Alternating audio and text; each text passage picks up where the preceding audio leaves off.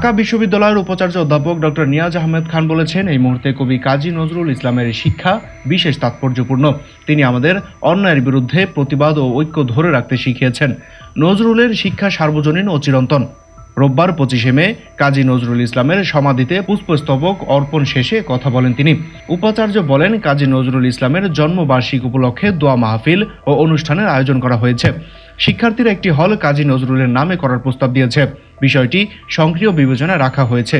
নতুন যে হলগুলো নির্মাণ হবে তার মধ্যে একটি হলের নাম কবির নামে রাখা হবে। জাতীয় কবি কাজী নজরুল ইসলামের 126তম জন্মবার্ষিকী সারা দেশে নানা আয়োজনের মধ্য দিয়ে উদযাপিত হবে। নজরুল জয়ন্তীর এবারের প্রতিপাদ্য 24-এর গণঅভ্যুত্থান, কাজী নজরুলের উত্তরাধিকার। কবির জন্মজয়ন্তী উপলক্ষে নানা কর্মসূচি হাতে নিয়েছে ঢাকা বিশ্ববিদ্যালয় কর্তৃপক্ষ।